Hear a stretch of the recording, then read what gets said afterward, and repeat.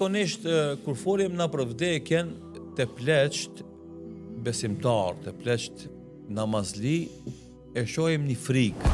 Kina me dek, po si kina me dalë për Allah. Edhe kjo frikë e tyre mu më shtin me mendu edhe normalisht më shtohet ajo kujdesi dhe mshuria për to. Më vjen keq që ata frigohen edhe mërzitin sepse kam një bindje të madhe për argumente fetare se ata do të jenë më të lumturit pas vdekjes. Paradoksi është rinia, e cila domosdoshmë nuk i ka veprat e mira tymve pleqve, ato as e kanë ngale vdekjen, as mërziten, as tuten, as frigohen. Edhe kjo mund shqetëson, domosdoshmë. Sepse ti s'ki kapital tonin.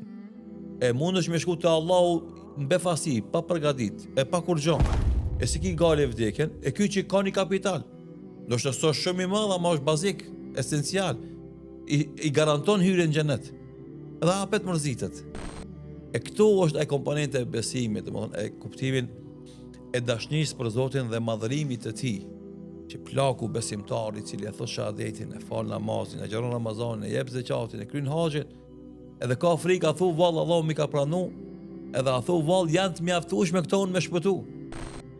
Ne i themi këtij njeriu që kjo ndjenje jote ka më qenë shumë e madhe për me shpëtu. Se ti e shpreh dashnin tonë për Zotin që e ki, edhe madhnimin për te. Se e din se sado që ke bon është pak për te, për madhnin e ti me bo. E që kjo ndjenje është ndjenje e imanit. Kjo ndjenje i mundësat ti me shiju kënaqësinë e imanit.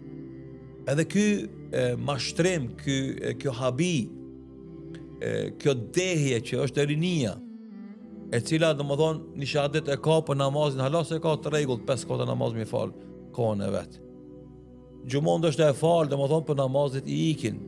Agjerimin është e bën, po e bën formalitet sepse nuk ka namaz të rregullt, nuk ka dhikr, nuk ka lexim të Kuranit, nuk e shijon iftarin, se shijon syfyrin, nuk i ofron iftare si syfyr kërkuj se Allah pe buxhetit babës.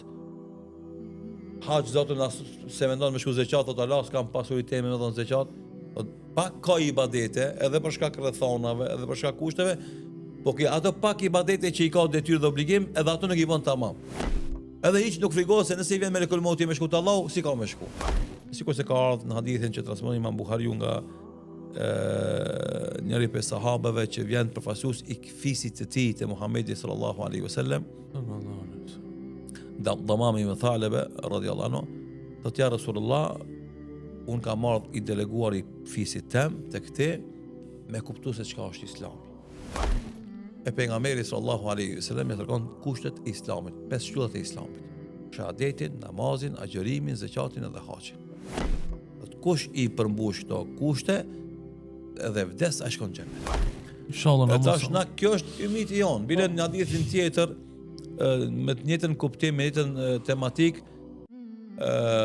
kur shkon domethënë ky pyetsi largohet nga kuvendi i pejgamberit sallallahu alaihi wasallam, thot Muhamedi sallallahu alaihi wasallam, aflaha in sadaq. Sa i tha unë shahadetin kanë me thon, namazin farzin kanë me fal, agjërimin farz kanë me agjëru, zakatin kanë me dhon, haxhin kanë me kry, edhe kur gjë s'ka me shtu më shumë se kjo. Veç obligimet bazike, farzet ain që quhet, farzi ain, farzet individuale kanë me kry. E kur u largu nga kuvendi, tha pejgamberi sallallahu alaihi wasallam, do të shpëton ky njeri nëse është i sinqert në atë që e tha. Edhe andaj na e themi me plot gojë për këtij hadithi dhe argumenteve fetare se ku shkon te Allahu i Madhreshëm me shahadet të cilën e ka thonë vazhdimisht. Dhe se ka dëmtuar me asnjë vepër që dëmton shahadetin. E ka fal namazin rregullisht, e ka xhiru Ramazanin rregullisht, ka dhënë zakat nëse ka pas me dhënë zakat, se dikush s'ka obligim me dhënë zakat, se s'ka parë. E ka kryer haxhin nëse ka pas obligim me kryer haxhin, dikush ka parë, s'ka mundësi me kryer haxhin. Ai njeri inshallah taala na shpresojmë te Allahu i Madhëshëm se ai ka më qenë banor i xhenetit. Edhe realisht kur shkojmë në varrime të njerëzve të kësaj kategorie, jemi shumë me lehtësi edhe kur flasim, edhe kur lutemi, edhe kur ngushëllojmë familjarët, do të na shkojnë fjalë shumë lehtë edhe shumë mirë.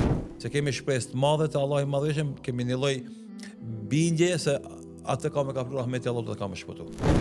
Ama ku shkojmë te do të tjerë që s'kan qenë të rregullt namaz, në agjërim, domethënë s'kan fol asnjëherë realisht. E ke shumë vështirë me dhënë një lloj shpresë, një lloj kushtimisht për ta garantë se sa ai ka me shpëtuar. Normal shahadeti është i madh, edhe ka vlerë te Allahu xhelal, po edhe namazi është dëshmia, është vula e asaj deklarate. Nëse ki shahadet pa namaz, e ki deklaratën pa vul. E sa të bon dobi një Allah e din, inshallah Allahu i fale i mëshiron të vdekurit tonë.